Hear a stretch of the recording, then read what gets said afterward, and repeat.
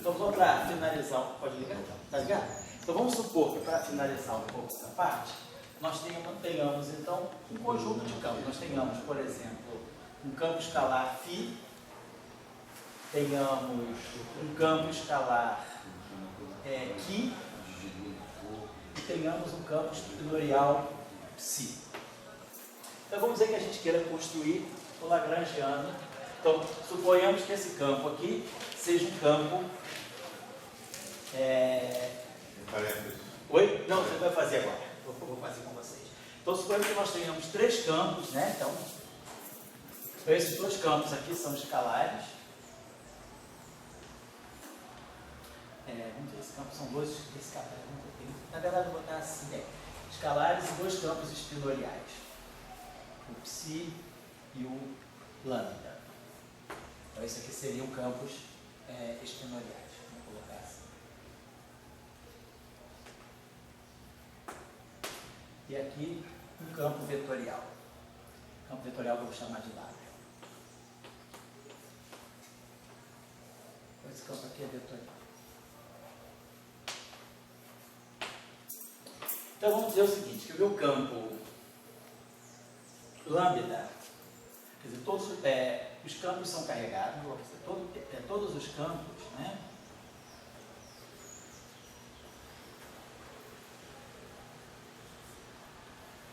São carregados.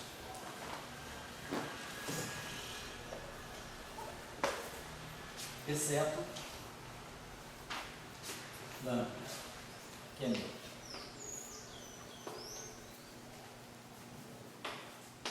Então, os campos que são carregados, eles têm transformação.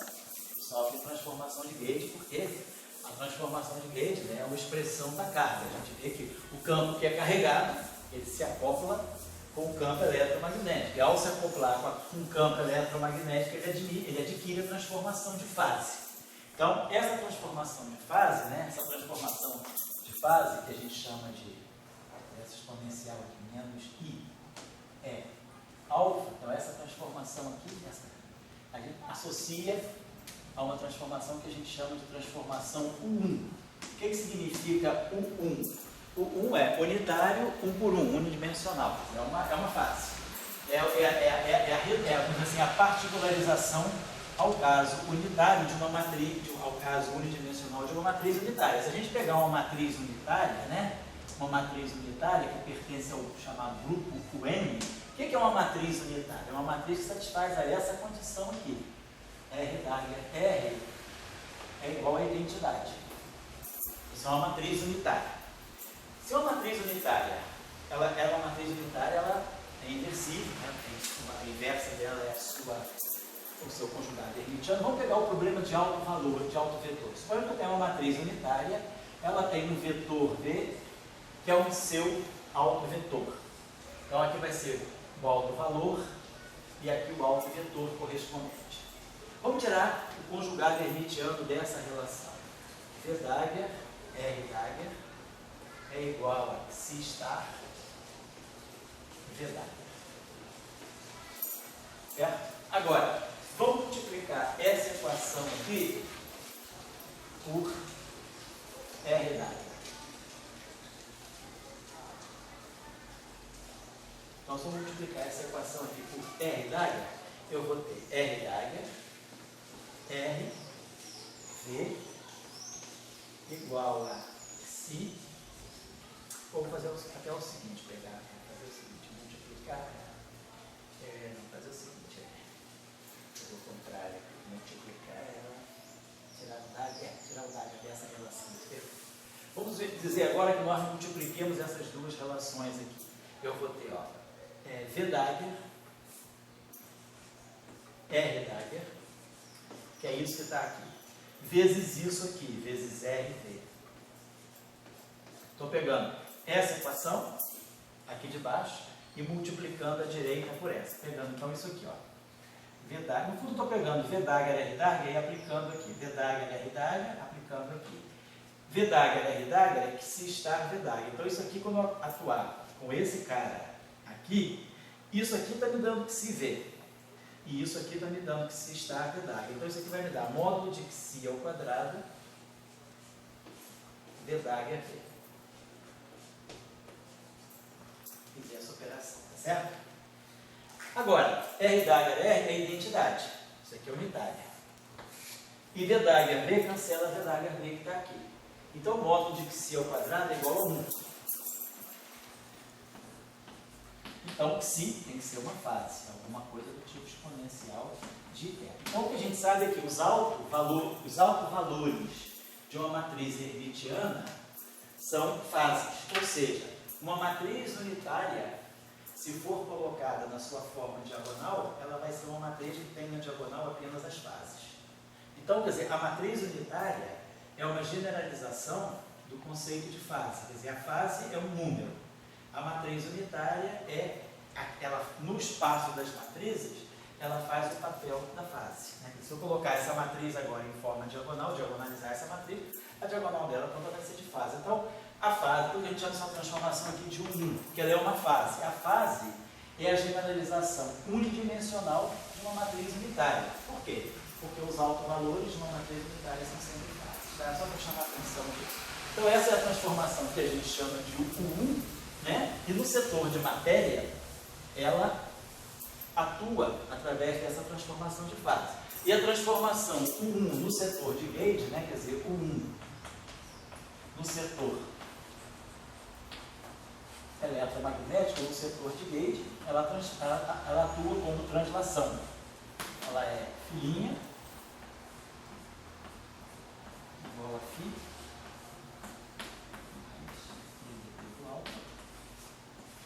igual a linha, igual a de gradiente igual. Então, são as duas representações da mesma transformação. Uma no espaço dos campos de gauge e a outra no espaço dos campos de matéria. Agora, vamos dizer o seguinte. Esses dois campos aqui são carregados. Esse aqui também é carregado. Esse aqui é neutro. Então, vamos ver as transformações U1. Então, meu campo φ, se ele é carregado, a transformação U1 dele, ela vai num filhinha, que vai ser exponencial de menos I é alfa. Agora, em geral, a gente tem que distinguir os campos pelas cargas. Aonde é que as cargas vão entrar? As cargas vão entrar aqui. A gente vai dizer, um campo vai ter mais carregado ou menos carregado, eu vou colocar a informação aqui. Se o campo for neutro, ele não se transforma, então a carga é zero. Então a carga deve estar aqui em cima, multiplicando. Então eu vou fazer o seguinte, nós vamos colocar o E é a unidade fundamental de carga, e o Q aqui é o valor da carga. Vamos dizer que o meu campo φ tem uma carga Qφ, e aqui vezes o parâmetro alfa atuando em φ. Então Qφ, né, vezes E é igual à carga do φ. Então, por exemplo, se o Q for 1 ou menos 1, a carga do φ, né, vai ser o Qφ. Esse campo é carregado, então ele tem uma carga aqui não zero. O campo Q também é carregado. Então a transformação U1 dele vai ser Q' igual a exponencial de menos I é Q alfa Q. Então, QQ vezes E é a carga do Q. Vamos lá. Depois a mesma coisa, vamos fazer a carga agora do psi.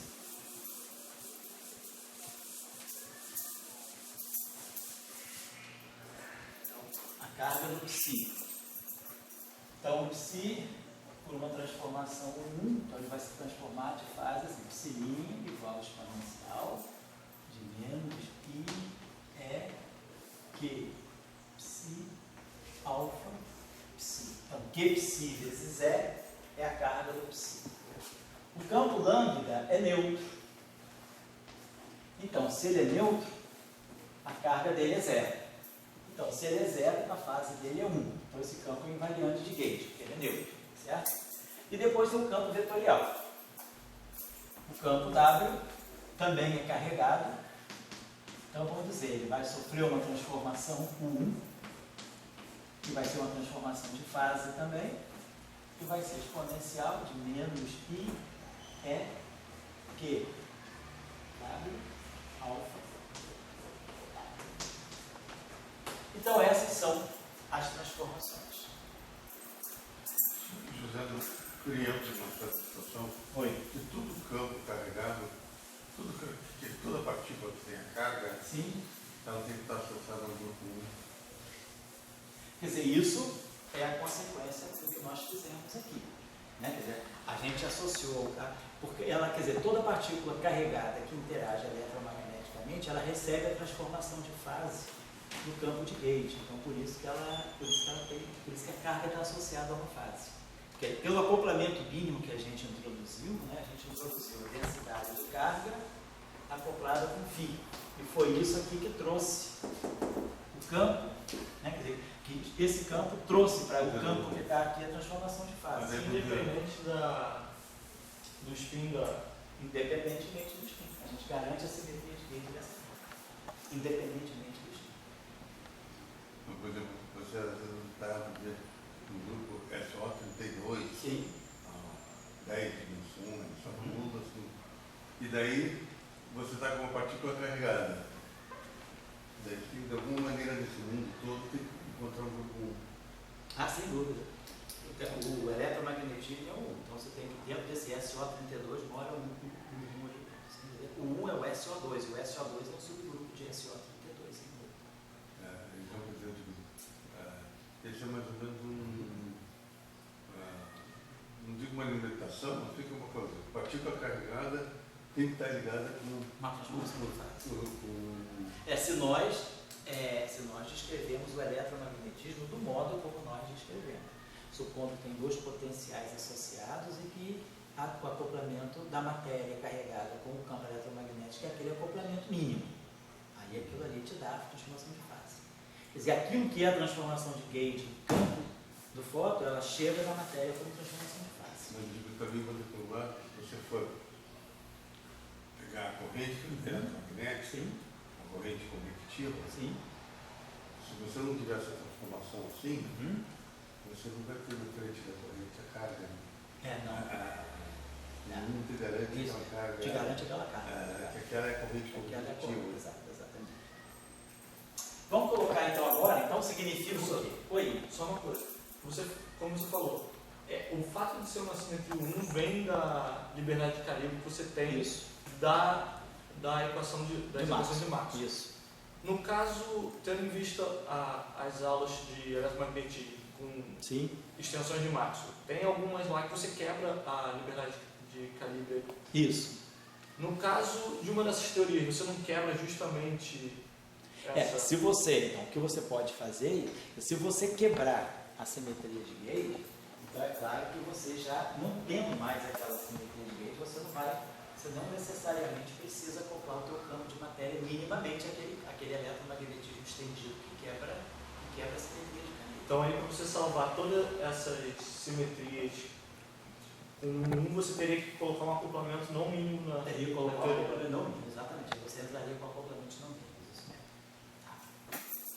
Bom, aqui, então lembrar que sempre que tiver a derivada, então, como aqui, vocês estão vendo, o que está acontecendo com a transformação?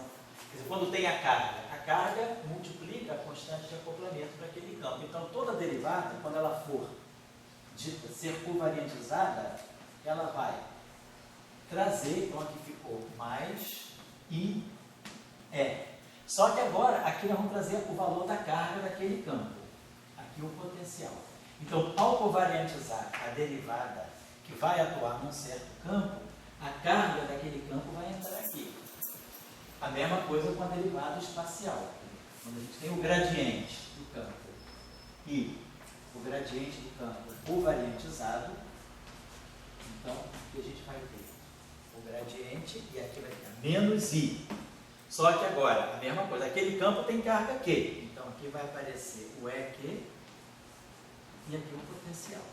Então, a introdução, a distinção dos campos pelas suas cargas ela é feita colocando-se a carga na simetria, que vai distribuir as cargas dos campos, e colocando-se aqui. Claro, se o campo é neutro, a carga é zero, então ele não tem acoplamento. Então a derivada dele continua sendo sempre a derivada usual. Quer dizer, isso aqui, essas derivadas aqui, elas vão ser definidas, elas vão aparecer sempre que o campo tiver uma carga não trivial.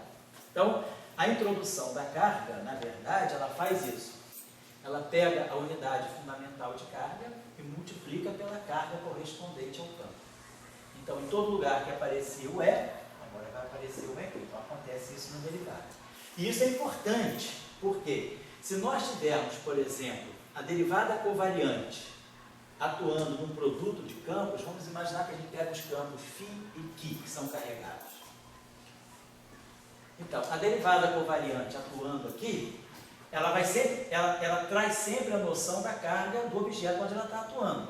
Se esse campo φ tem carga Qφ, a transformação de gauge dele é menos I, E, Qφ.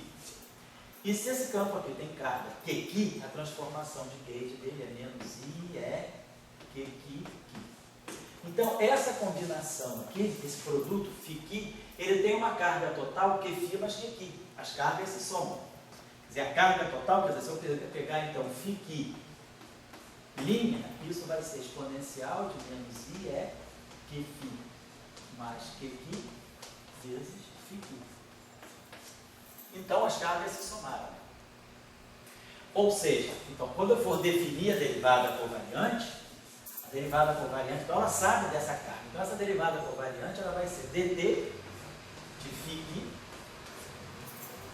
mais I, E, Qφ mais Qi. Ela vai ter que trazer a carga do campo total. A carga total do campo que está aqui. Nesse caso, é a soma das cargas. Aí, claro, se eu agora aplico a regra de Leibniz aqui, eu vou ter dt φ vezes Qi, mais I é Qfι, Φ-Qi. Então, isso vai dar exatamente a derivada covariante do φ vezes o Qi. E o segundo termo vai ser φ vezes ddt do Qi, mais I é Qi vezes φ. Então, isso vai ser a mesma coisa que φ, a derivada covariante. Então, a derivada covariante, ela satisfaz a regra de Leibniz, né? Porque, claro, se eu não tivesse colocado a informação da carga, eu tivesse colocado um IE, eu não ia poder somar isso aqui. Então, sempre é importante a gente ter atenção a isso. A derivada covariante, ela traz a carga do campo. A carga do campo está aqui. O correspondente campo está aqui. Isso é a mesma coisa vale para a derivada espacial, que eu estou fazendo, faço só para temporal. Então, sempre que a gente tiver um produto de campos, a gente tem que ver qual é a carga total e coloca a carga total aqui. Então, a derivada covariante do todo, ela vai trazer a carga total. E aí isso vai me garantir que cada um dos fatores vai ter a sua derivada covariante. Ou seja, a derivada covariante satisfaz a regra de Leibniz. Por quê? Porque as cargas se somam. A transformação de fase é uma transformação transitiva. Quer dizer, a carga do produto é a soma das cargas. Né? A carga do produto é a soma das cargas. E é isso que faz a derivada covariante satisfazer a regra de Leibniz. Tá certo? E claro, na álgebra das derivadas? Oi? Na álgebra das derivadas? Vai aparecer a mesma coisa. Você vai fazer sempre o comutador das derivadas. A derivada, quando vai comutar duas derivadas, elas têm que ter a mesma carga. Você vai atuar duas derivadas no mesmo campo. Então, vai dar a mesma coisa. Só que você vai multiplicar onde aparecia I, E vezes o campo elétrico, vai aparecer IE vezes a carga vezes o campo elétrico. Certo? Outra coisa importante. Se a gente pegar uma combinação neutra, imagine o seguinte, que eu tenho um campo φ, que tem a carga, vamos dizer, que a carga Qφ seja igual a menos a carga Qi. São dois campos que têm cargas opostas. Então, é claro que o produto dele, φ vezes Qi, é neutro, que a carga é zero. A carga do produto é a soma das cargas. Então, é claro, se eu pegar a derivada covariante do produto, como o campo é neutro, a carga total é zero, o termo que vai aparecer de carga total é zero. Então, a derivada covariante é igual à derivada usual. Isso porque a derivada covariante, ela sempre traz a carga do objeto sobre o qual ela está atuando. Como essa soma de cargas é zero, o termo que tem φ vai aparecer que a carga é carga total vezes φ, mas a carga total é zero. Então a derivada covariante de uma coisa neutra é a derivada usual. Mas agora, essa expressão aqui pode ser escrita assim.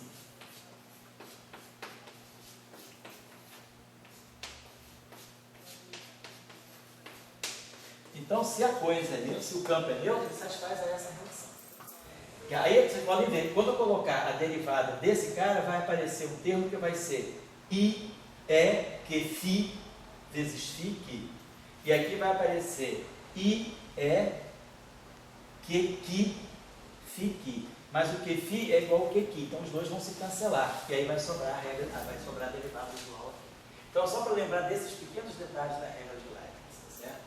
Então, por exemplo, se a derivada covariante está atuando num campo e o seu complexo conjugado, essa combinação aqui é sempre neutra. Então, claro que essa derivada é a derivada, ela se torna a derivada usual. Mas aí, é claro, eu posso escrever essa expressão daquela forma lá. Vai ser a derivada covariante do φ estar vezes φ, mais φ estar, derivada covariante do φ. Lembrando que a carga do φ estar é o oposto da carga do que. Então, essa derivada covariante aqui, ela é dt φ estar menos I, E, que φ estar. Essa derivada aqui. Essa derivada aqui vai ter sinal mais. Porque o campo complexo conjugado ele tem carga oposta. Então é claro que a derivada covariante atuando nele, ela vai trazer essa informação. Se esse campo aqui tem carga Q, a derivada covariante apareceria mais I, E, que, φ. Mas esse campo aqui tem a carga oposta desse. Então a derivada covariante dele aparece automaticamente com a carga menos Q. Só para chamar a atenção desses detalhes. Então aí agora, o que a gente pode fazer é construir um lagrangiano invariante de Q para esses campos aqui. Então é só lembrar que todas as derivadas têm que ser covariantizadas. Então vamos escrever um lagrangiano aí que a gente possa estar acostumado. Quer dizer, se a gente tivesse, vamos dizer que a gente partisse sem interação de gauge, sem interação eletromagnética, quem seria o meu lagrangiano? Suponha que eu tivesse um campo φ, que é um escalar. Vamos dizer que o meu lagrangiano, então vou colocar aqui, sistema sem acoplamentos de gauge. Então vamos escrever um sistema sem nenhum acoplamento de gauge, só os campos puros. Então a gente pode escrever, por exemplo, dmi φ estar, dmi φ. Posso escrever isso aqui. Depois posso escrever no campo que, por exemplo, algo desse tipo, que estar d'Alembertiano ao quadrado de que. Se eu propusesse isso, posso colocar aqui um termo, vou colocar aqui o campo psi, então psi barrado, psi dagger, 1 sobre c, psi dagger e ddt psi. Por exemplo, colocar aqui um termo que vai ser mais 1 sobre c ao quadrado,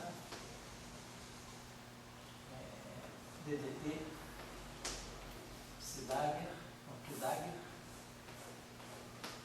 ddt aqui. Vou colocar uma coisa assim.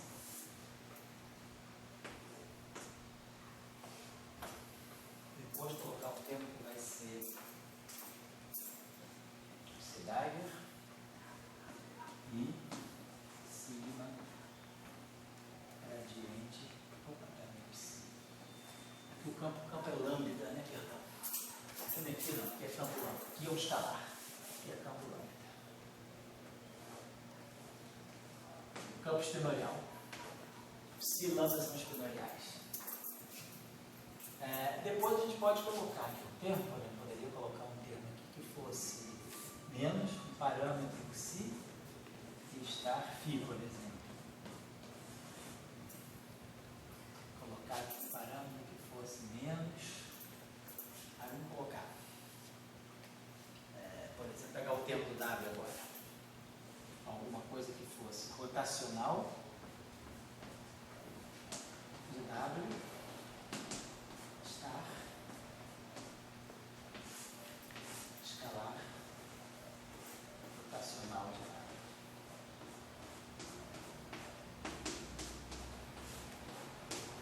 Aqui um tempo que fosse menos um parâmetro psi, né? E aqui um parâmetro, vou puxar mais parâmetro aqui de A. E aqui um parâmetro B que fosse, sei lá, vou colocar aqui, gradiente é divergência de W escalar, por exemplo.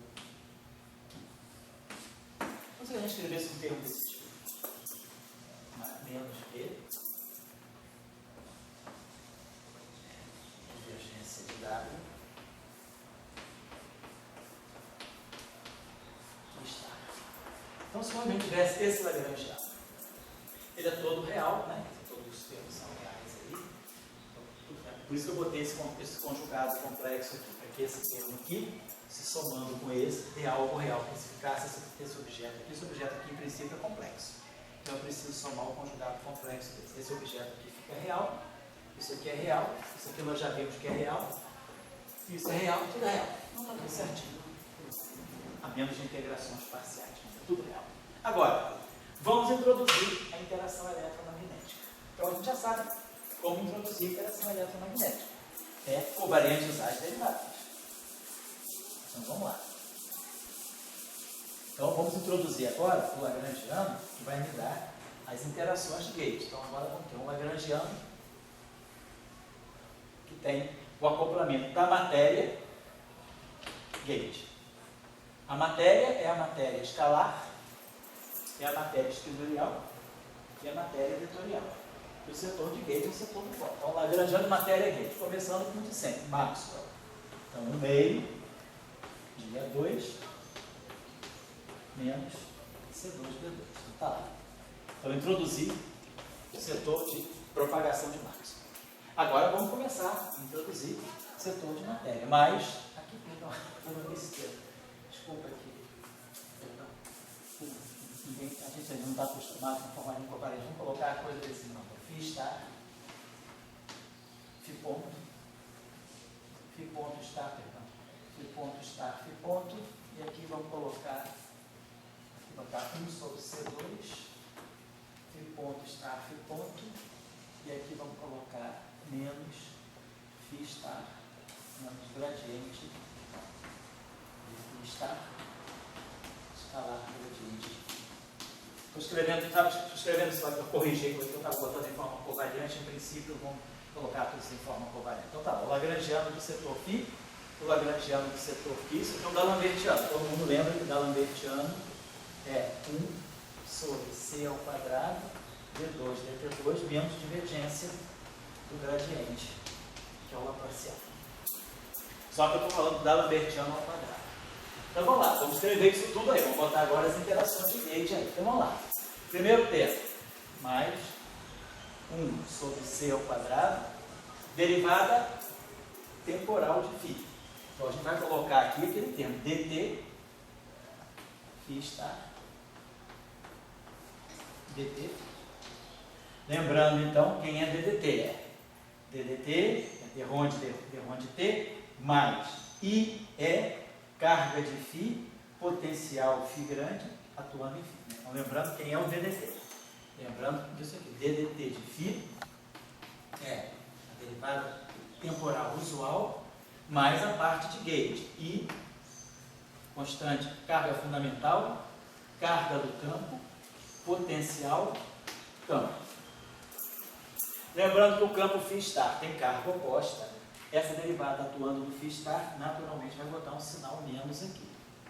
Por quê? Porque a carga do campo Φ star é oposta à carga do Φ. Então, quando tiver o Φ star, o sinal da carga é menos em relação ao campo φ. Então tá lá, sabemos quem é isso. Na parte do gradiente é a mesma coisa, menos. Então, vamos ter gradiente.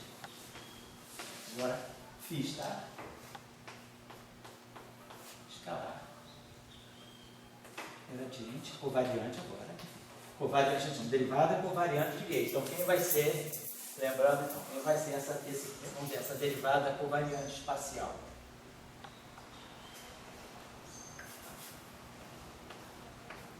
Então, vai ser do φ. Vai ser gradiente usual do φ. Mais, agora que vem menos. Menos I é Qφ, potencial vetor A, φ.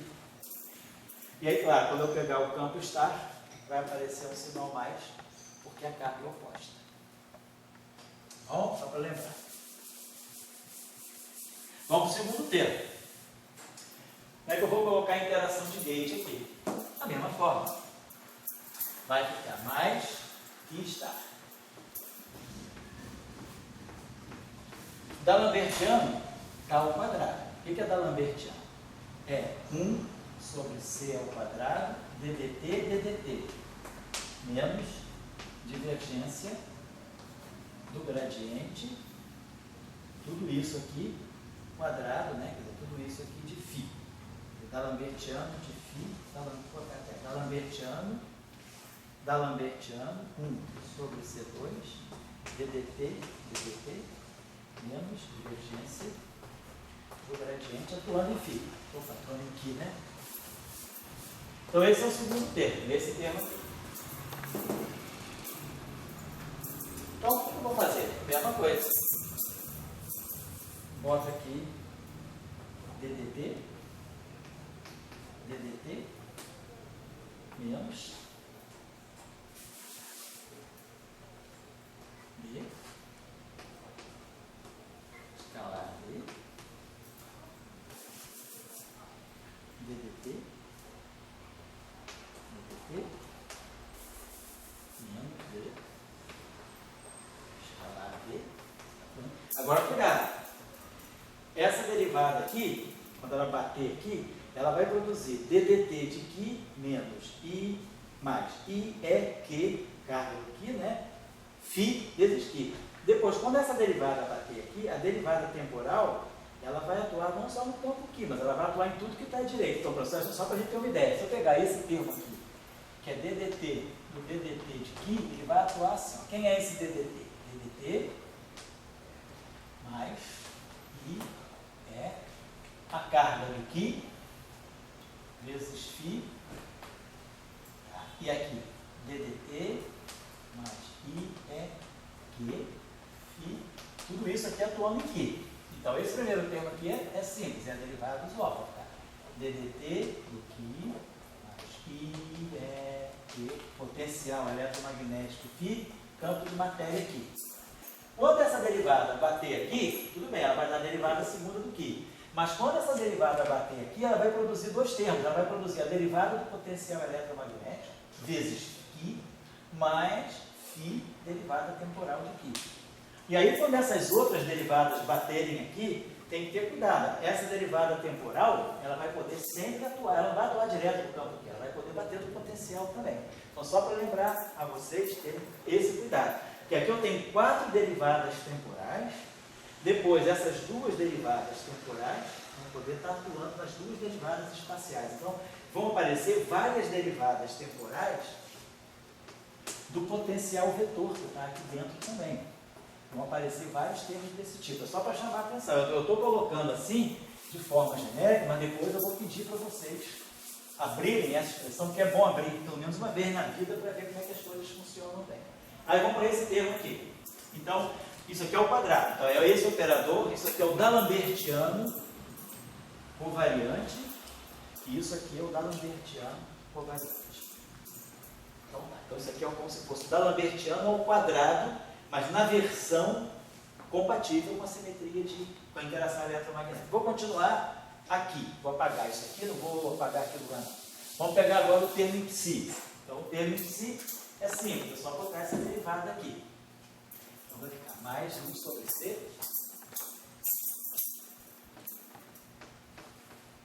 psi dagger ddt psi, né? E depois o outro termo. Aqui eu nem botei o termo de gradiente, né? Botei aqui.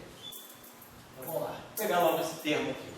Mais psi dagger e sigma escalar, aí a derivada covariante facial psi. Esse termo aqui. Agora vamos para esse termo aqui. Mesma coisa aqui. Vamos ter mais 1 sobre C2 ddt do lambda dagger. Lembrando, esse campo é neutro. Se esse campo é neutro, a carga dele é zero. Então a derivada não muda. Então, como esse campo é neutro, ele não vê a simetria de Gauge. Ele fica ddt do lambda dagger ddt do lambda. Ele é neutro. Então ele não tem derivada covariante. A carga dele é zero. Esse termo aqui já foi feito. Esse termo aqui não precisa fazer nada, ele fica igual. Porque ele é um termo sem derivada, então fica menos A e estar. Depois o próximo termo. Isso aqui é o rotacional do W star. Então é só no lugar desse rotacional colocar rotacional covariante. Vai ficar rotacional, produto vetorial disso aqui, por W star, escalar, rotacional de W. Esse termo aqui. E depois esse termo aqui. Vou apagar isso aqui de baixo. Depois eu vou elaborar um pouquinho mais sobre esse termo.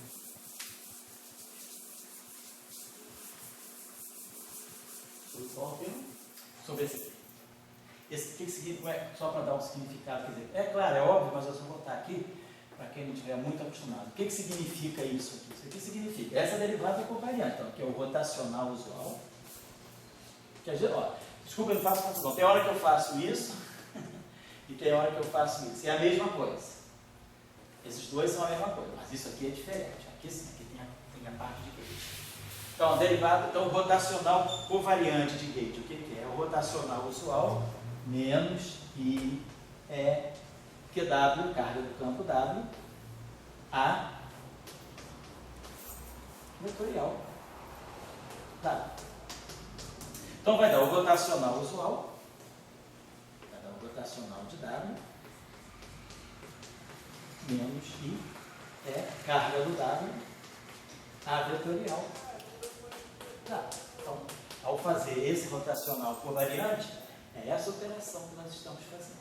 E aí, é claro, quando eu pegar o campo complexo conjugado, vai aparecer aqui um sinal mais porque a carga é oposta. Então é isso que está implícito aqui. Que é o que está implícito aqui.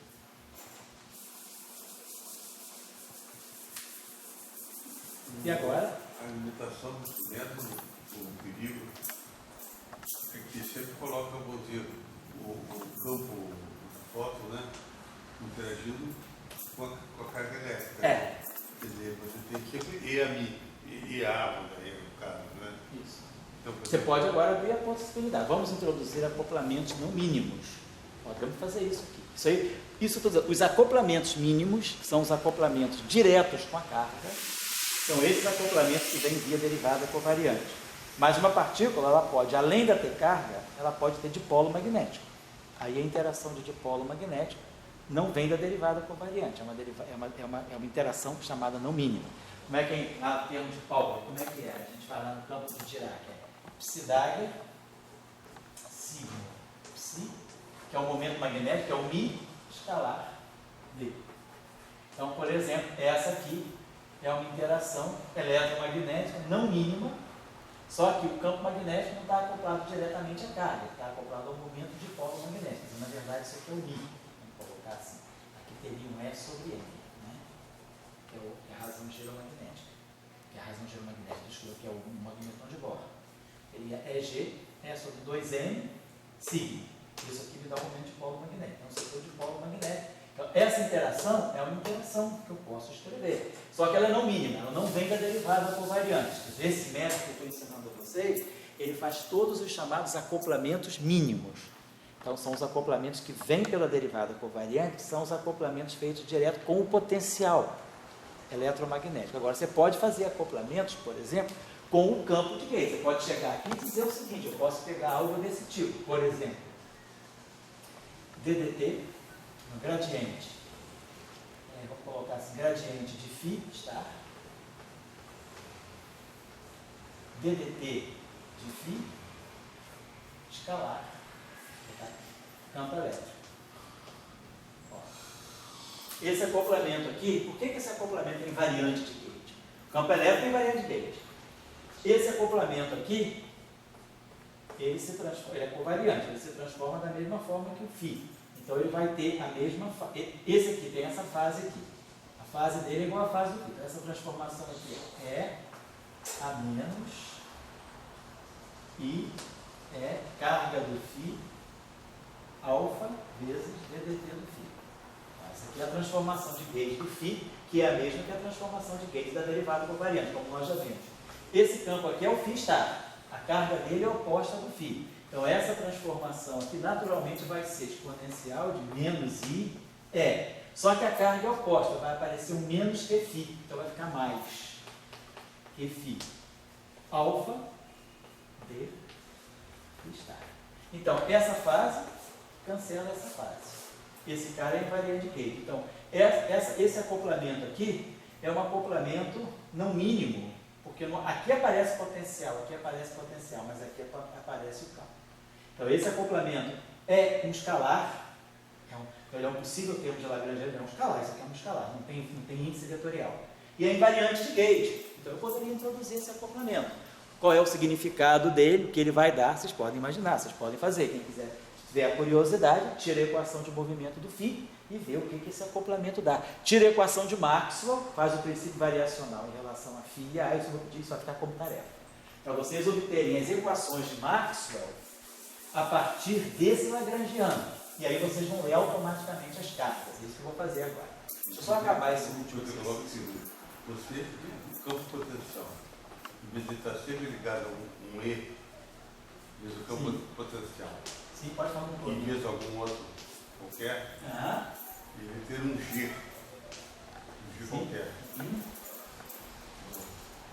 O campo potencial, vamos dizer, em vez de ter E a mim, tem um G a mim. Você diz aqui. Aonde está o derivado covariante? Não, o campo potencial, a mim, vamos chamar. Tá. Ele está sempre do lado dele um E. É uma constante de acoplamento. E daí ele se liga com toda a turma carregada dessa maneira. Agora, ele ter um G a mim, em vez de não é um G. Sim. Uma outra constante de acoplamento. Uma outra que não é a carga elétrica. Sim. Então, quer dizer, o fóton não só estaria interagindo via carga elétrica. Que aí nesse quadro que está mostrando, porque me parece que tudo que é fóton aí está com uma carga elétrica. Volto a dizer, 1 bilhão 142 milhões de estrelas. Será que não tem uma que o fóton não está interagindo sem estar ligado com a carga elétrica? Sei. A questão que a gente se coloca quanto bilhão, 1 bilhão 142 milhões de estrelas. 1 bilhão, né? 1 bilhão. O número de estrella más o menos. É o que tem na Via Láctea. Algo así. Você acha que No tendría que colocar una aceleradora muy poderosa. La luna, tal vez. La luna, para detectar eso. Porque sería un fenómeno muy extraño. Por enquanto não sei. Talvez pode ser que exista. Porque a questão é um pouco a universalidade. Quer dizer, aí é uma questão, vamos dizer, sei lá, é filosófica, mas o campo eletromagnético, né, quando ele se acopla com uma corrente ou com uma carga, né, quer dizer, o que é a carga fundamental, vamos dizer, que essa constante de acoplamento é. Você agora está dizendo, eu tenho o mesmo campo eletromagnético, mas ele está interagindo com a mesma partícula através de uma outra constante de acoplamento que você está chamando de G. Então a pergunta é, o campo... Eu acho que é um pouco mais. O fóton, ele deve estar sempre interagindo com os outros, com E. Sim. Ou ele tem uma liberdade de interagir com G também. Tá certo. A pergunta é, o que você pretende do eletromagnetismo? Porque se você vai falando que o eletromagnetismo é uma teoria para carga elétrica, ligada à carga elétrica, você vamos dizer assim, por hipótese de trabalho, você diz, o meu campo eletromagnético, né, tanto o meu φ quanto o meu A, eles vão se ligar à matéria através da carga. Falando do φ do A, não do RB. Aí você diz, não, mas eu poderia dizer o seguinte, eu vou ter um Gφ e um GA.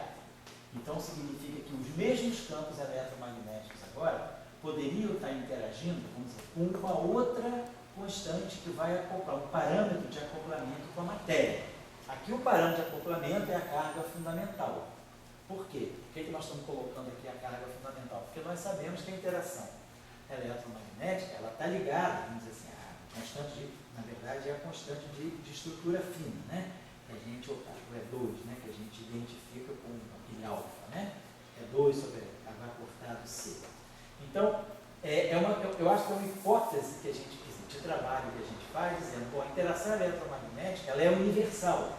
Então, o fóton, ele sempre se liga através dessa constante. Aí a gente diz, não, se eu quiser que o fóton se ligasse através dessa constante, eu poderia pensar assim, eu vou pensar mais profundamente depois, mas eu acho que a gente pode ter a seguinte reflexão. Imagina que você multiplica o campo do fóton por uma constante G. Quando você tem uma teoria de campos, né, esses parâmetros e os campos podem ser redefinidos. Você poderia dizer o seguinte, essa constante de acoplamento, ela poderia ser pensada como sendo E vezes G sobre E, φ. E aí eu interpretaria, eu diria, mas isso aqui para mim é que eu vou interpretar como verdadeiro campo eletromagnético. Então eu poderia dizer, se eu tenho essa constante G, na verdade eu posso redefinir o meu campo eletromagnético a menos dessa constante. Porque todo campo nunca um campo é completamente definido. Um campo é sempre definido a menos de uma constante. Você pode sempre redefinir um campo a menos de uma constante. Quer dizer, aquele grau de liberdade, você pode multiplicar uma coordenada por 2, por 3, aquela coordenada, porque é importante que o campo seja uma variável independente. Então, vou pensar um pouquinho mais, mas o fato de você colocar na frente do potencial eletromagnético uma constante G e dizer, aqui é G, aqui é E. Então, o fóton está vendo uma física aqui e o fóton está vendo outra física aqui. Eu acho que isso aí é falacioso, eu acho que isso aí pode ser artificial. Eu acho que, do ponto de vista da teoria de campo, eu posso sempre transformar essa condição aqui nessa, ou vice-versa. Mas o que importa é que vai haver uma única constante de acoplamento, porque você pode sempre redefinir um campo a menos de uma constante. Então você pode introduzir aquele parâmetro na redefinição do teu campo. Isso se for assim, como você está falando. Agora, se tiver uma outra argumentação física mais sólida, que me obrigue, esse G está aparecendo por outras razões, mas assim, eu não posso chegar aqui por decreto e dizer, essa derivada aqui, por exemplo, eu vou colocar um IG TW A. Botei um IG aqui porque eu quis. Mas aí eu posso pensar sempre que esse IG aqui ele pode ser definido como sendo G sobre E, que é W. E aí eu absorveria essa constante aqui nessa redefinição. Então eu acho que a gente tem uma margem de manobra na teoria de campos que é reabsorver certas constantes na redefinição de campos ou de outros parâmetros. Então tem que ficar claro que realmente esse G está marcando uma física diferente. Assim como você está dizendo, eu teria um contra-argumento para dizer que não necessariamente vai ser uma outra constante. Agora eu teria que ver uma argumentação mais sólida para ver se essa transformação não é possível. Você levantaria o seguinte, se o fóton fosse uma partícula especial, diferente da luz em cima dele, enfim, essas coisas, né? Pode falar. Ele deveria ser uma partícula ubíqua. Sim. Quer dizer, ubíqua significa estar em todos os lugares. É onipresente. Está interagindo com todo mundo. Certo. Então, quer dizer, ele está interagindo com uma turma neutra. Então, o fóton está interagindo com coisa zero. Tá, certo. Que no modelo padrão não faz. Não faz, certo. Então, para o fóton, partícula de zero, a gente diz, existe um fóton, o fóton é mais forte que a carga elétrica. Então, ele não só interage com E, como está aí, mas pode interagir com G. Então, quando você for ter esse pessoal aí do experimento, esse vai ter na fábrica, etc., sei. vocês vão medir uma fóton interage. Sim. Então, será que essa interação do fóton seja por um G? Então, enfim, quer dizer, a ideia é fazer do fóton algo a mais do que a carga elétrica. Certo. E aí sempre seguindo o princípio que o fóton é alguma coisa muito importante no universo. Certo. Aí eu acho que a física tem que partir desse princípio. Graças a isso que saiu a equação de Dirac. Eu acho que a gente tem que ver exatamente aonde qual é o contexto que esse G aparece, para saber se realmente ele marca uma diferença em relação à carga elétrica ou não. Eu acho que é possível isso, mas a gente tem que ver qual é a formulação pela qual vem esse G. É possível. Eu te coloco o seguinte, essa coisa do G menos 2 sobre 2, né? Esse experimento está aí com carga elétrica e que limita muito lá um 10 ordens decimais. Se você tiver foto interaction, etc., aí, vai aumentar o número de gráficos. Se você preservar E para todo mundo, você acredito que não vai conseguir. Eu acho que, por exemplo, então, esse experimento que vai ter no colisor de fótons, né, que vai fazer o espalhamento do Brooke, né, que vai fazer o fóton, indo no fóton. Esse é o de Papa, né? Não, esse é da Alemanha, é o colisor de fótons. Esse espalhamento aqui, por exemplo. Como é que é o setup desse experimento para fazer colisão fóton? Cara, tem a descrição, eu passei um paper já, você não estava nesse curso, foi no curso passado. Esse colisor de fótons, bom, eu vou te dizer, eu sei que são lasers de altíssima frequência, mas eu não sei exatamente como a coisa funciona. Eu posso te dar a referência, o Science que saiu sobre isso aí, tá certo? Eu tenho a referência comigo, eu posso te dar. Mas eu não sei exatamente o aparato experimental. Então, eu estou dizendo o seguinte, do que a gente conhece, da física conhecida para o fóton, que é a eletrodinâmica quântica, esse espalhamento, ele aparece em ordem a quarta. Ou seja, ele é um acoplamento de ordem alfa ao quadrado, constante estrutura fina ao quadrado. Portanto, ele tem 1 sobre 137 ao quadrado. É um acoplamento pequeno. Muito bem. Ele está calculado dentro da eletrodinâmica quântica. Então, ele está levando em conta que o fóton só vê o E, não tem G para o fóton. Para esse, quer dizer, o cálculo teórico, esse espalhamento aqui se chama espalhamento de Bell-Buick-Scatter. Então, nesse espalhamento aqui, ele é de ordem, quer dizer, a seção de choque desse espalhamento, ela já vai sair de ordem alfa ao quadrado. Então, quer dizer, na verdade, ele tem um E à quarta. A questão é, vamos fazer agora, e você tem a expressão para essa seção de choque diferencial. Aí agora você vai fazer a medida experimental, que ainda não foi feita. Ao fazer a medida experimental, a gente vai poder ver o quanto ela desvia do valor teórico. Então nós vamos ter o sigma fóton teórico, que está calculado, né, que é o Bell-Buick, e vamos calcular o sigma fóton experimental, que vai sair lá no colisor de fótons. E vamos comparar. Ver a discrepância, se há uma discrepância grande dentro da barra de erro ou fora da barra de erro. E aí você pode me dizer, bom, se a discrepância for razoavelmente grande, a gente pode ser que possa imaginar que a interação fóton-fóton, então, ela puxe o fóton interagindo com a carga elétrica, ele se acopla com o E, com a carga fundamental. O fóton interagindo com uma carga. Mas o fóton é neutro. Então, quando ele interage com ele mesmo, será que ele vai ver a mesma constante de acoplamento que ele vê quando ele se acopla com uma partícula carregada? Ou, para efeito fóton-fóton, ele vai ter uma outra constante de acoplamento G? Essa é a pergunta. Esse experimento pode esclarecer isso para a gente.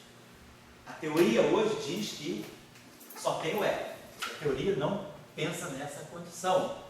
Mas o resultado experimental tem que chegar para botar vamos dizer assim, para poder organizar essa discussão. Se a discrepância for muito grande, a gente pode pensar. É um desvio da eletrodinâmica quântica? Será que na interação fóton-fóton tem um desvio, eu tenho que introduzir alguma coisa a mais, um acoplamento não mínimo, por exemplo, ou eu posso simplesmente mexer na constante de acoplamento e dizer, quando o fóton interage com o fóton, ele não vê a carga elétrica. Então, talvez a interação fóton-fóton possa ser regida por um outro parâmetro de acoplamento, que não a unidade de carga fundamental. É uma questão a ser esclarecida.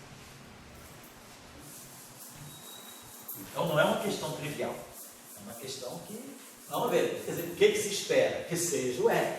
Mas ninguém disse que é. Vamos ver qual é a possível discrepância ou o possível grau de acordo desse experimento com a teoria. Certo? Muito bem. Vocês estão fazendo para 2018? Oi? Esse também é 2018? Esse é de 2018. Esse. O do Pádua também? Não, de Pádua tem ação, mas o Pádua vai ter não linearidade, mas ele não mede essa seção de choque. É não linearidade no sentido de fases topológicas. Não nesse sentido. Esse experimento é medir o espalhamento fóton-fóton. O de Pádua, por exemplo, é medir birrefringência do vácuo, medir o quanto a luz, a velocidade da luz depende da polarização. Eles estão mais ligados a esses fenômenos assim, macroscópicos. Né? Esse espalhamento é mais microscópico. A tarefa desse exercício aqui é uma tarefa. Aonde você viu na Alemanha? Olha, eu não lembro a cidade, não. Eu tenho a impressão que é em Munique. Mas não é no Max Planck, mas eu vou ver para você. Eu vou recuperar esse artigo para mandar para o Luiz Felipe e mando para todo mundo aí também. Eu estou procurando aqui justamente isso aqui na internet para ver se eu acho, mas... Ah, você está procurando aí? Estou olhando aqui, mas não achei ainda não. E o artigo você pode botar o seguinte, olha, Photon Collider, tem um nome em alemão, é Raum Espaço. Esse artigo aí, cara, saiu, eu acho que na Science de 2013. Colisor de fóton, é o colisor fóton-fóton. Procura no Wikipedia se não tem Photon Collider depois. Bom, vamos lá. Tarefa chata, imbecil, mas que às vezes a gente tem que fazer uma vez na vida para poder ver se, assim, para poder pegar assim, um pouco a formulação. A tarefa é a seguinte: a partir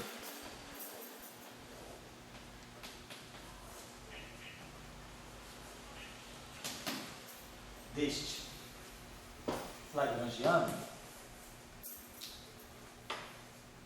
reobter as equações de Maxwell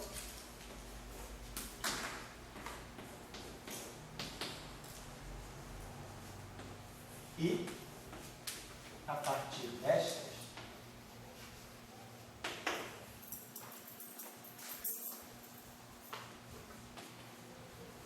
escrever explicitamente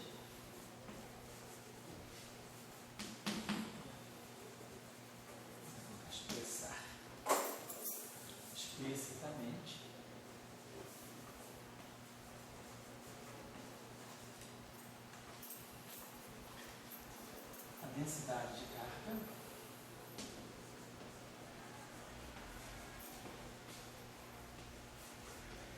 e a densidade de corrente associadas aos campos de matéria.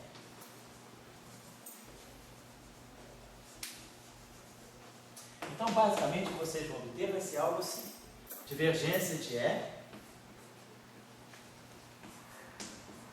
igual a alguma, nós vamos ter assim, divergência de E vai dar aqui do lado direito um certo ρ. E esse ρ aqui, ele vai depender dos campos. Então, vocês vão ter, quando vocês derivarem as equações de Bach, o que vocês têm que fazer? Para tirar a divergência delas, vocês vão fazer a variação em relação a φ. Aplicar o princípio variacional em relação a φ. Quando fizerem o princípio variacional em relação a φ, aquele pedaço que é Maxwell, que é 2 menos V2, ele vai dar exatamente a divergente de E. Mas o φ está contido em todas as partes de acoplamento mínimo com a matéria. Então, vocês vão recolher do lado direito dessa equação, vocês vão ter um divergente de E E do lado direito da equação, vocês vão ter o rho, que vai estar escrito em função dos campos. E aí a gente quer ver a expressão desse rho. Então, vocês vão poder, pelas equações de Maxwell, pescar qual é a expressão da densidade de carga e qual é a expressão da densidade de corrente desses campos de matéria. Tá claro o conceito? Então, a equação de Maxwell, na verdade, ela dá isso para nós. Então, isso fecha um pouco para nós, né, essa discussão, a construção de um modelo de gauge abeliano geral. O que eu vou querer construir agora, vou começar só a introduzir aí, já está quase acabando a aula, né? O modelo não abeliano, porque desse trabalho que eu chamei a atenção de vocês no domingo, eu vou querer trabalhar. Na próxima aula vamos trabalhar um pouco em cima desse Physical Review Letters aqui, que é esse PRL, né? Physical Review Letters. Ele é 117. E agora, foi publicado agora no dia 28 de outubro, né?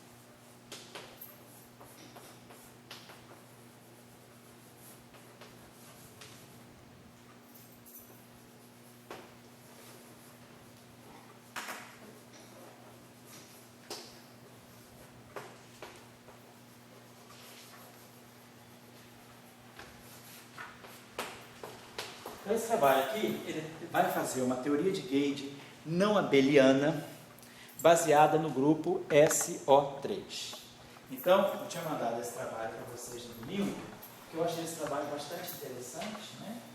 Porque ele abre a possibilidade, né, de se ter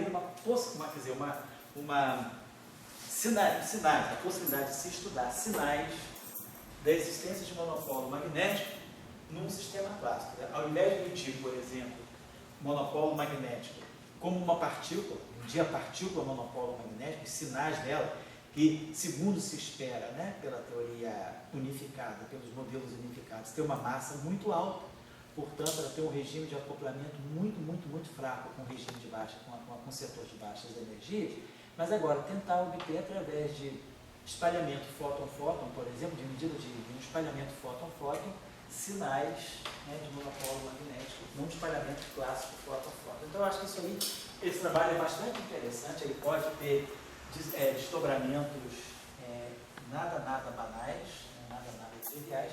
Eu gostaria de trabalhar um pouco ele no curso com vocês, porque está dentro do espírito do curso de teoria clássica de campo. Mas para isso, claro, vamos ter que fazer teoria de Young-Mills. Então, por isso que eu estou introduzindo Young-Mills já agora, para a gente poder, em seguida, trabalhar esse paper aqui. Então, nós vimos, né, a chamada construção geral. É a construção geral de uma teoria de gauge abeliana, né? Caso eletromagnético, simetria 1. Então, essa é a ideia. Então, construção geral está claro. O setor de matéria absorve a fase, se transforma com a fase, e o setor de gauge se transforma com os deslocamentos dos campos através de derivadas dos parâmetros. Agora a gente vai fazer a chamada, a formulação, né, quer dizer, a extensão não linear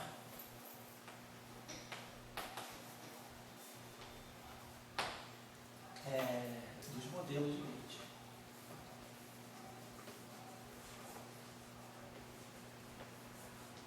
Então, essa extensão não linear é o que a gente chama de teoria de Young-Mills.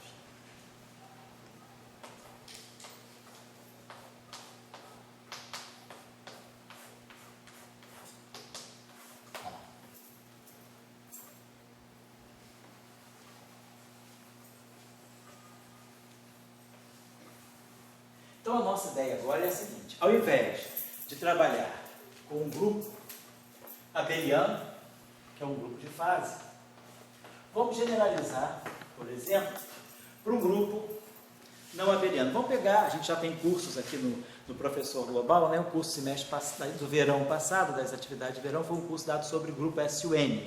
Tem alguns cursos e algumas aulas sobre teorias de grupo, onde a gente discute o grupo SUN. Então, nós vamos passar da simetria U1 para uma simetria, por exemplo, SUN. Depois a gente pode até generalizar. Vamos construir com SUN e depois a gente generaliza.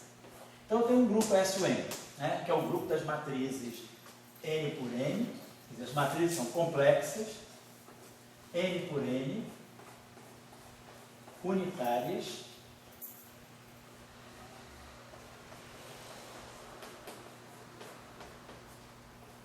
e com determinante 1. Então, isso é a sequência que define o grupo SUN, né? Matrizes complexas, então, se elas são complexas, e são N por N, elas têm 2 N2 elementos reais.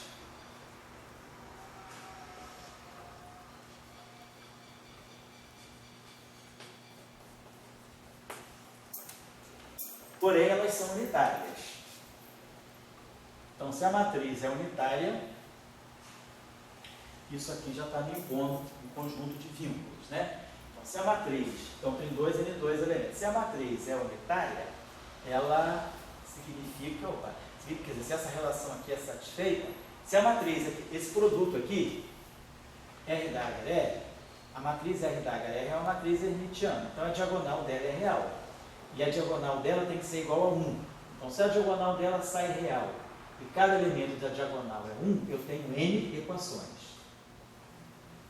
Essas N equações estão refletindo que a diagonal é real. Se a diagonal fosse complexa, eu teria parte real igual a 1, parte imaginária igual a 0. Mas essa matriz aqui, ela já sai hermitiana. O hermitiano conjugado dela é ela mesma. Então, ela é uma matriz hermitiana. Então, a sua diagonal é real. Então, quando eu igualar a diagonal dessa matriz à matriz identidade, eu vou ter N equações, e não 2 N equações. Porém, os elementos que estão acima da diagonal, essa matriz sendo hermitiana, esses elementos aqui são complexos.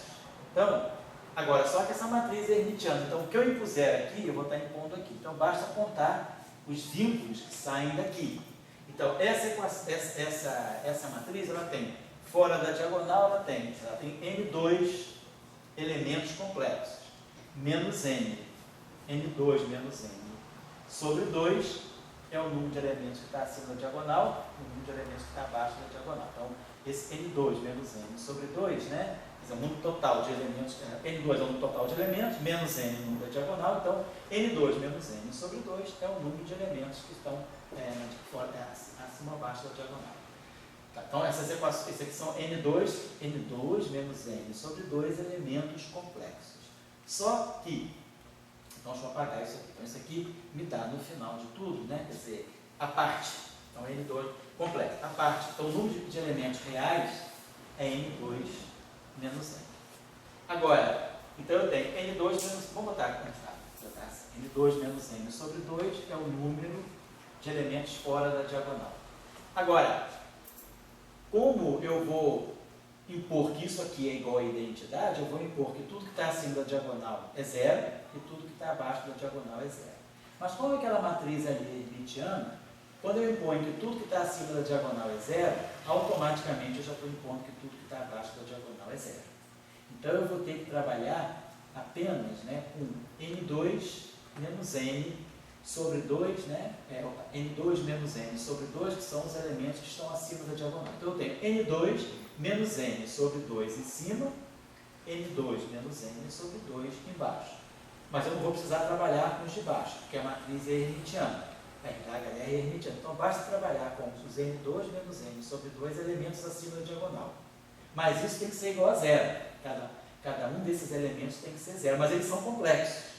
Os elementos fora da diagonal de uma matriz hermitiana são complexos. Então eu tenho parte real igual a 0, parte imaginária igual a 0. Então essas N2 menos N sobre 2 equações complexas vão se desdobrar em N2 menos N equações reais, parte real e parte imaginária. Então desses vínculos aqui, então eu tenho N2 menos N equações off-diagonal. Pode ser em cima ou embaixo.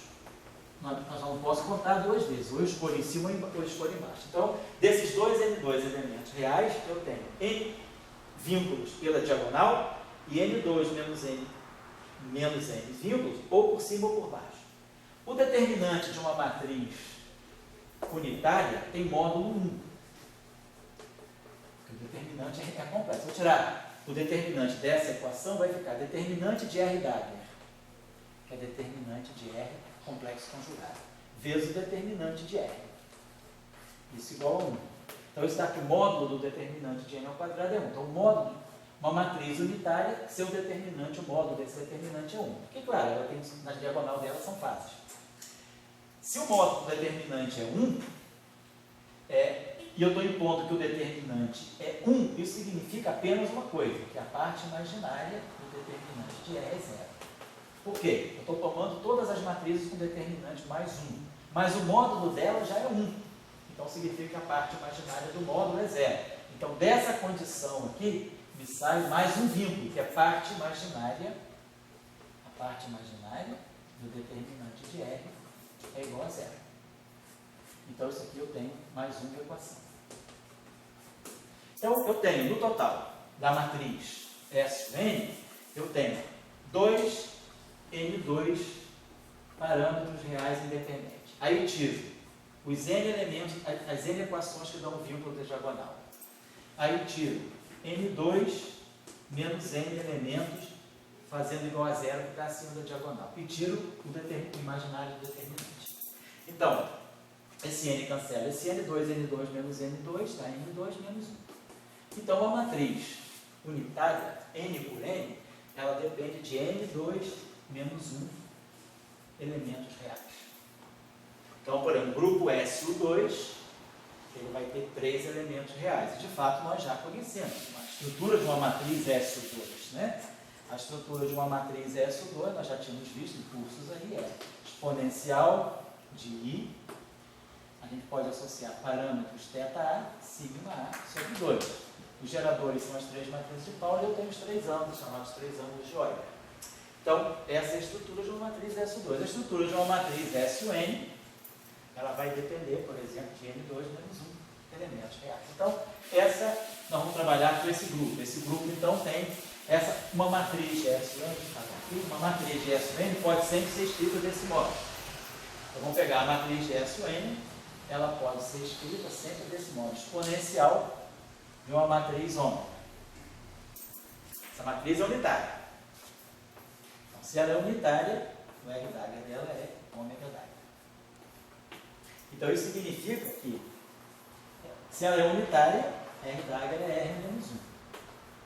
Então, exponencial de ômega Dagger é exponencial de menos 1.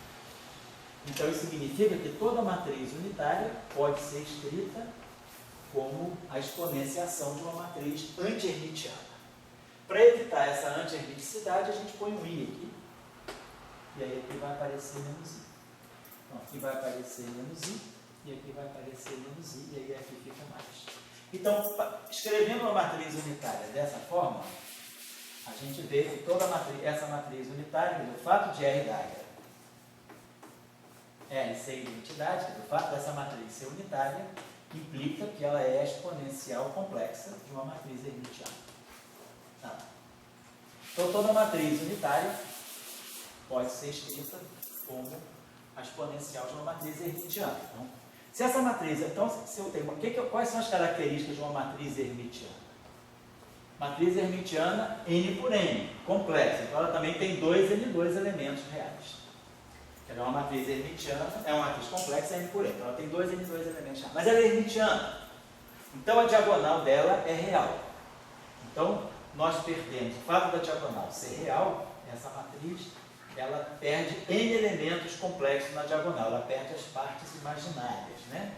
Depois, essa matriz, ela vai ter, se ela é hermitiana, a diagonal dela toda é real. Então, ela vai ter menos N condições de realidade aqui. Depois, ela vai ter esses elementos aqui, que vão estar iguais a esses elementos aqui. Então, nós vamos ter aqui, o fato dela ser hermitiana me diz que eu vou poder ligar esses caras aqui com esses caras aqui. Então, eu tenho N2 menos N sobre 2 elementos complexos aqui, e N2 menos N sobre 2 elementos complexos aqui. Só que eles são os mesmos, né? Porque a matriz hermitiana eu simplesmente desloco esses caras daqui para cá. Então nós vamos ter aqui menos N2 menos N, duas vezes, porque vai ser esses N2 menos N sobre 2 tem parte real, N2 menos N sobre 2 que estão aqui são os mesmos que estão aqui. Então eu vou ter parte real e parte imaginária. Então a gente vai tirar aqui N2 menos N. Subtrair essas condições. E depois, se essa matriz aqui é unitária e tem determinante 1, se o determinante de R é igual a 1, isso naturalmente implica que o traço de ômega é igual a 0. Toda matriz que tem determinante 1, o que é o determinante de uma matriz? A exponencial do traço do logaritmo da matriz. Então, esse aqui é o determinante de R. Exponencial do traço do logaritmo. Se a minha matriz M é a matriz R, se ela é essa matriz R aqui, quer dizer, isso aqui é exponencial de I ômega, então eu vou ter que o log de I ômega é I ômega. Então vai ficar I traço de ômega. Então, se esse determinante aqui é 1, quer dizer, o determinante de R, a I ômega, é 1. Se esse determinante é 1, é porque esse traço é 0. Então, a matriz unitária, quer dizer, a matriz hermitiana, que fica como numerador da matriz unitária, ela é uma matriz hermitiana de traço nulo. Se ela tem traço 0, então, além da diagonal ser real, a soma de todos os elementos tem que ser 0. Então, eu tenho uma condição de vínculo, que é traço 0. Então, eu subtraio aqui de 1. Então, vai ficar 2N2 menos N2 menos 1, N2 menos 1. E o N cancela N. Tinha que ser. Então, os N2 menos 1 parâmetros reais que estão aqui nessa matriz unitária, eu posso deslocá-los para essa matriz hermitiana que está aqui. Então, ou seja, eu posso estudar as matrizes unitárias olhando só os poentes, olhando só as matrizes hermitianas de traço nulo. Então, na verdade, né, o grupo unitário SN, aqui eu tenho a matriz do grupo. Então, essa matriz aqui pertence a SN. Essa matriz agora, quando eu escrevo essa matriz dessa forma, essa matriz aqui já não é mais unitária, ela é hermitiana. Ao passo que essa é unitária, essa é hermitiana. Quando essa tem determinante 1, essa tem traço 0. Então, se eu pegar o conjunto de todas as matrizes hermitianas de traço 0, eu, na verdade, estou gerando, é o que a gente chama de geradores do S2, do SN. Quer dizer, qualquer matriz hermitiana, quer dizer, eu posso sempre expandir, deixa eu apagar isso aqui, uma matriz hermitiana, né, ela tem N2 menos N, N2 menos 1 elementos, eu posso sempre expandir essa matriz aqui, ômega, numa base de matrizes hermitianas. Eu posso sempre escrever essa matriz aqui como se fosse ômega A e matrizes de base aqui que eu poderia chamar de HA, onde esse A vai de 1 até N2 menos 1. E se essa matriz aqui depende de N2 menos 1 parâmetros reais, eu vou expandir essa matriz em forma regressiva. Pega uma matriz hermitiana qualquer, vamos pegar uma matriz hermitiana 3x3 geral. Pegar uma matriz hermitiana 3x3. A diagonal dela é real, então ela vai ser A, B, C.